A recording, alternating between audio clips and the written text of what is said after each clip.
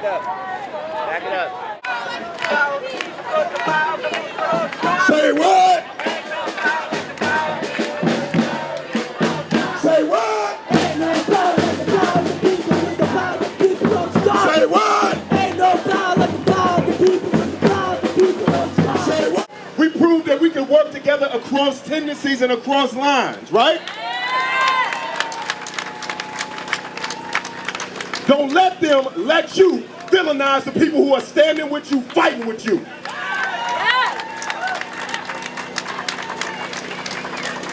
Because this moment, right now, is about criminalization of dissent.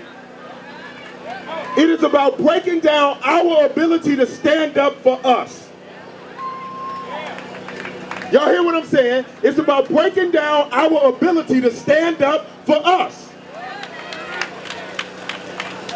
So we might not always agree on tactics and tendencies, but we better work them conversations out amongst each other and figure out how to stand together. I'm Torrance, Oakland public school teacher. I'm here because I'm not a hypocrite. I teach my kids to resist hate, and I teach them that sometimes it takes people getting into the streets to resist hate. And so I'm out here to set that example. What has been the effect of Trump and his campaign of racism in this country on your kids and on public education?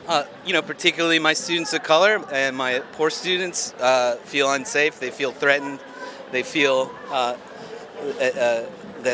they're not a part of Trump's America, and I think we all can understand why. And well, people want Trump to go, and the government. How is that going to happen? Will you have any idea how that's going to happen? Well, general strike? Yeah, I have several theories. But I think that people will rise up for what's right.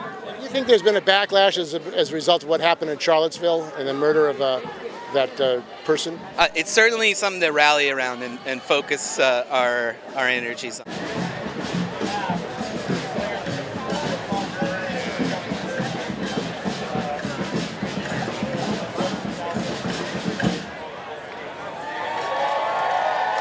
Your name? My name's Carla Fonseca, and I work with an organization called Together We Stand. It's a nonprofit organization that helps to break down racist walls and barriers in the community, work with people who have suffered injustice, and have a voice for the people who aren't able to be here today. Because if you're quiet, you're surrendering. Silence is surrender.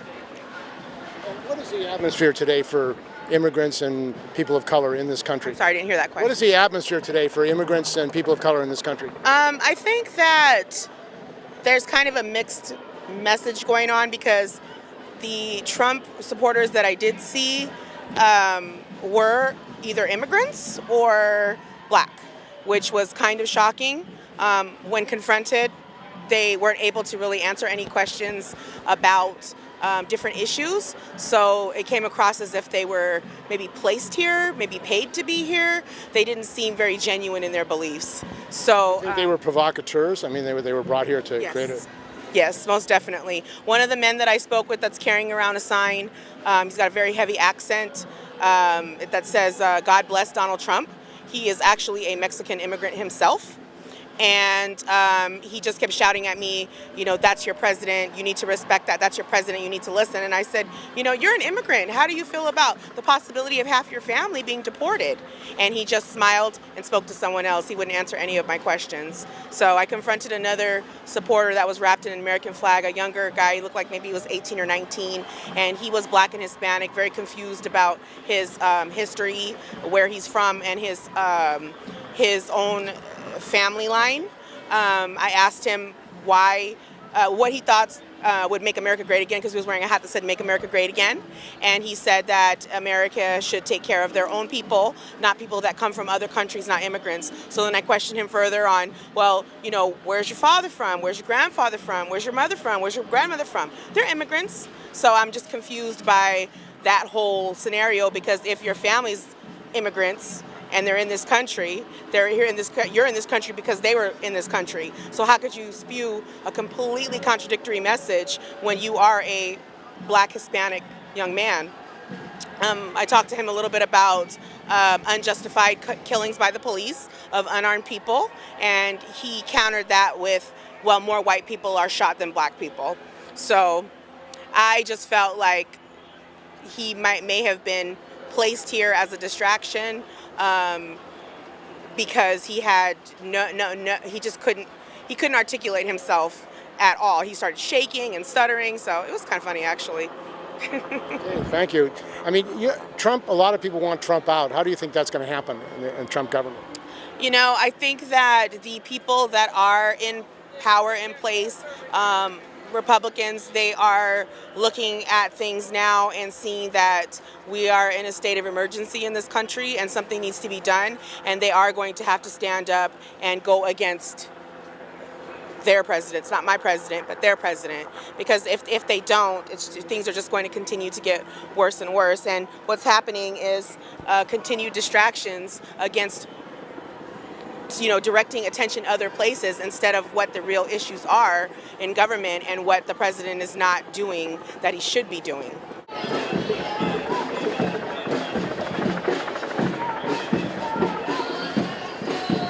Mary Flanagan, and I'm a teacher at Neestrom Elementary.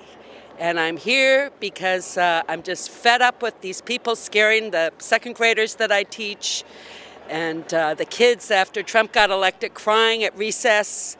This is outrageous, and you show up when, however many there are, you show up and say no to fascism.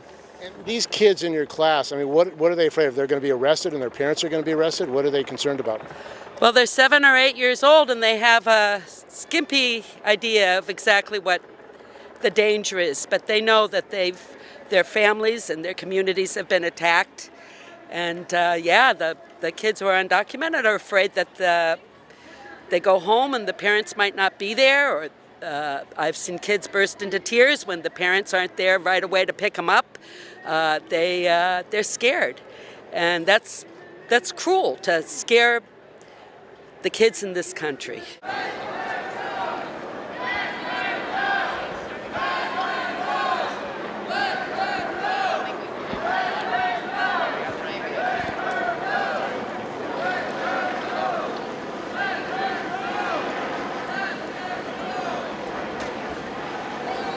Guys weren't fucking causing violence in the streets, nobody would be running to the Nazis for protection. Everyone would be ridiculing them the way I do. And if the Nazis weren't causing violence in the street, if the KKK weren't still around causing violence, coming for the black people, And their counter protest was some dude walking by, you guys are dicks, because no one gave a shit. They were stupid. We fucking mocked that shit. And then we had a whole bunch of people freak out. Black lives matter. My people, the Native Americans. Black lives Yes. matter. Black lives matter. Black lives matter. Black lives matter. Black lives matter. Black lives matter. Yeah, and I'm against those people. I'm against those people too. I'm against all authoritarians. Black lives matter. Black lives matter. Black lives matter. Black lives matter.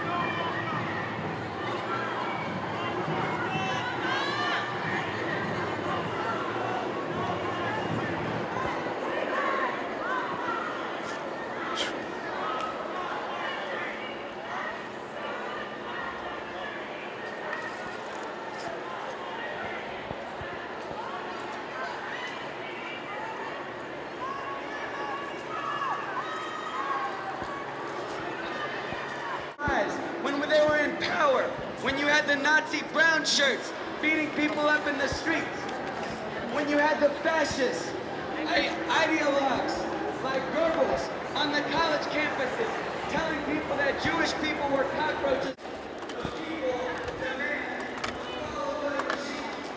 In the park right now, police just cleared out. Feels pretty good. A lot of people feeling pretty positive and healthy, and we have a lot of positive vibes here. And the police, why did they mobilize so many police here? What were they trying to do? I can't answer that. I don't know why they did that. They probably are fearful of violence, but I don't see anyone trying to instigate any violence here. Everyone seems very supportive and happy. So There are some people who are Trump supporters who are in there with flags around their body. What is this going on?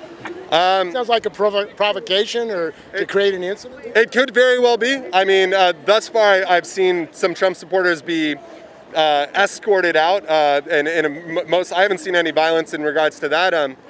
But I mean, if you are a Trump supporter, it's easy to do that, to make a lot of people mad and to not engage in productive dialogue about what's going on, if they're even interested in that. And what are the issues that you feel faces working people, poor people, minorities in this country? I feel like we have a systemic problem with the way in which working class people cannot achieve very basic needs: healthcare, education, housing. And what we're witnessing now is people are losing faith in the system to provide those needs. And I don't think that that is illogical. I think that that's a very logical conclusion to draw. And I think that that actually goes both ways. I think a lot of Trump supporters and right-wingers feel that, but they're not taking a historical context and looking at why that's the case. So they're lashing out at blacks, Black Lives Matter, or immigrants or Muslims. I mean, scapegoating, isn't that what happens in history? People are scapegoating when you have an economic crisis. It's very, very true. But I think we're witnessing it very clearly right now. The people I talked to at Christie Field, I was down there for the Patriot Prayer Rally, they always wanted to talk about how they weren't racist and how they had a black wife or a Muslim son or whatever. And so they were looking at their right to free speech in a vacuum. They weren't looking at it in terms of a historical context. So they don't acknowledge institutional racism or institutional sexism. They don't believe these things exist. So when Black Lives Matter says Black Lives Matter, they think of it as, we're on an equal playing field and now I'm being told I'm not equal anymore, when in fact we know that's not the case. And the future, I mean, how do you see transforming the political situation for the mass of working people in this country actually having control? That's a very good and difficult question to answer. I think that what's happening right now is good. We need more people to come together as a community. Go into your local communities. Don't worry about macro situations that are largely outside of your immediate control. Here we are as a people coming together, and this is constructive. And I think this is the start, just to talk to your people. Talk to your people. And gentrification, workers are being told they don't have a right to live here. In the Bay Area, they're being pushed out of San Francisco, the whole Bay Area. Is that creating a crisis, a social crisis? That crisis has been in the making for some time. I was born and raised in San Francisco. I was priced out in 2004. So it hurts me to not be able to live where my home is, but I don't even recognize my home anymore. So what we have is we have displacement of communities. And black folk and brown folk have known about this for forever. I mean, but now white folk are beginning to feel it. And I think that that is really important. We need to be open about that and say, yeah, we're being displaced, but these people have been displaced too. We're not different on these grounds. And in California, you have 130 billionaires, 30 billionaires in San Francisco. There's so much wealth, yet it's at the top, and the Democrats apparently are protecting these billionaires. They don't want them to pay for these social needs, I mean, basic human needs. I think that's true. I think that in terms of macroeconomics, they're running out of ways to take value out of the people. So they're going to go after Social Security, they're going after Medicare, they're going after these stores of value that were put in place to help working class folk. And now that they can't take our wages anymore because we're already at rock bottom in the wages, they can't take, they already took our cities, so they're coming for everything. And now a lot of white folk are beginning to experience that. And I don't think it's just, I don't want to put it on the billionaires. This is a systemic issue. If you take one billionaire away, another's going to take its place right away. Even if Trump goes, you still have billionaires in charge. If Trump goes, you got Pence in power. And I mean, that man's a reactionary. And yeah, again, it's people, this is what needs to happen. People need to come together and feel our strength as a people and come to our own decisions about what we need to do, not be told what's going to happen. Because historically, every time they tell us what's going to happen, we get screwed. Okay, thank you. Thank you, sir. where my life is no longer I go to work from 9 to 5, I go home, but now all portions of my life are commodifiable. My car is commodifiable if I work for Uber or Lyft. My home is commodifiable if I work for Airbnb. My shopping is commodifiable if I'm doing those things where you go in and people pay you to look at prices and buy stuff. So the gig economy really takes away our ability to see each other as working class, because we're not in the shop together working every day. I know your mom's name, we've had lunch together. That doesn't happen. Now anybody could be my coworker. And that takes away what I think would be traditional labor organizing abilities. And I hope that it opens it up to new, but I don't really know what exactly that would be. Well, a lot of these Uber drivers, people who have to work in the gig economy, they can't survive on the jobs that they have. They have to drive hundreds of miles into San Francisco to work. I mean, everybody's being a temporary worker, and basically it's the survival mode. I agree entirely, and I don't think that's not by design. I think that when you can't get money out of traditional work environments, and you're the ruling class, you got to break them up and get that money in other ways. So now you're never off work. You're always on work in some way, and it's eventually it's going to break. It's going to break the working class. I mean, we're all going to be somewhat unemployed. But doesn't the working class have the power to really run things and shut down the country? They do we do if we view ourselves as the working class. But right now, we're playing many, many different games because we're being come at on all these different fronts. And it's not really my position to tell Black Lives Matter that they need to be working class, because I don't think so. I think most of them are workers in Black Lives Matter. No, I know, but I'm trying to say it's not about putting one form of struggle above another. It's about saying the struggle against racism is the same struggle in essence against capitalist exploitation. It's in a different form, and that form does not mean it's not real. It just means it doesn't look the same. You know, the same people who want to keep black people in prison are the same people who want to make me work for $2 an hour and commute in for a 4-hour drive. It's the same folk. It's a class system. Yeah, and it won't stop being one until one class wins, I guess. I don't know, but well, they're already they're winning right now. No, they've been winning for a long time. But you know, Warren Buffett said that there's a class struggle and our side is winning. Yeah, well, he's a pretty smart guy as far as that goes. I mean, it's just really hard for people. I think right now people are kind of waking up and coming together, and hopefully we have a dialogue where we can have all these different struggles, but be unified in our purpose, because it's all about equitable treatment of everyone. It's about respect for everyone and equitable treatment. That's all people want. And it doesn't matter what struggle you're marching. If that's what you're going for, we can do this together, I think. Run to the ones, you cowards! Nazis out! Now! Shut it down! Shut it down! Shut it down! Shut it down!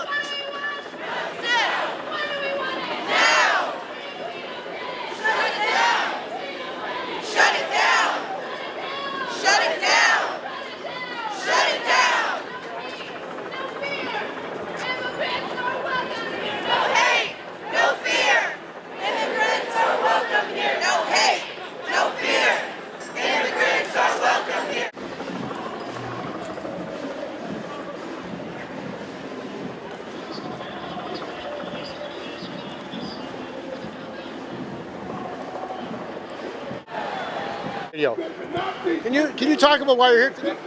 I'm here. What's your name? My name is Fred. And I'm here with my church and the congregation of the city of Oakland and Berkeley to put down racism, hatred, and spread love. So you feel that these Nazis or fascists shouldn't be able to spout their hate? How do you feel about that? I believe that nobody should spread hatred. Everybody got a right to speak, but nobody should spread hatred. Not even me. I shouldn't spread hatred to nobody. So you're letting them know how you feel? I'm letting everybody know how I feel. Anybody want to pay attention, they can see how I feel. You know, love makes the world go round. Hatred stops the world from progressing. Sure, my name is Brian Helmley. I'm a member of the Inland Boatmen's Union, part of the International Longshore and Warehouse Union. And why are you out here today? And is your union supporting this action today? Not in a formal official capacity, but there's a campaign against the right to work down from the federal government, and that's something our union is paying close attention to because some of us are public sector workers. Also, Janice decision. Sorry. No, thank you. No, that's good. Thank you. Anyway, so if that was... That's part of the attack of Trump? You think not just... That is the like slow-moving legislative attack. The fast-moving, wicked, kind of white supremacist horror is what would happen if the Nazis were allowed to take the streets on a regular basis, if they felt emboldened after Charlottesville. They clearly are emboldened. So for unions and working people, this issue of fighting the Nazis is connected to their struggle for unions and protection? Is that... I would say absolutely. I mean, to the extent that the white nationalists are able to have legislative control through Trump or sort of an ascendant patriot, Tea Party movement and whatnot, they will strip unions even more violently than like Reagan did, and the entire neoliberal regime for the last 30 or 40 years has been busting unions. But this would be something where they would just wholesale remove the legal protections, and that would throw working people in a position where they have to organize illegal unions, which is extremely difficult, dangerous, and would take a really long time and be very high stakes and very destructive. There seems to be an attack on public workers or pensions or benefits. What's going on? The public sector pensions have been under attack for years. There's a sense where the attacks come as a way of making the austerity measures take a stronger chunk out of like the public sector that fiscal conservatives want to remove. So basically, yeah, that's the attack, and so I don't really have a whole lot to say. Well, there's some unions on here. I mean, a lot of people now are against Trump. What do you think it's going to take to remove him and the Trump government? Well, I think...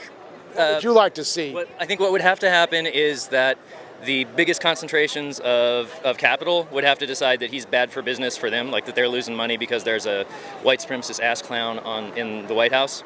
Then he would be gone. But short of that, whatever we do out here in the communities and workplaces, to the extent that we're building people's capacity to demand what they want, like housing, healthcare, pensions, jobs, we're increasing the pressure on the government to provide those things. And if they can't, then they look like clowns.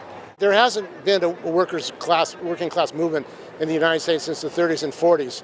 Do you think it's coming as a result of the economic crisis and social conditions of workers in this country? It's really hard to say what it'll look like, but I think people are definitely tired of hearing shh. They don't want to hear hush anymore from union leaders. The attacks are coming with whether we're polite or not. That's planted by the wall. We shall. Come on, say I shall not.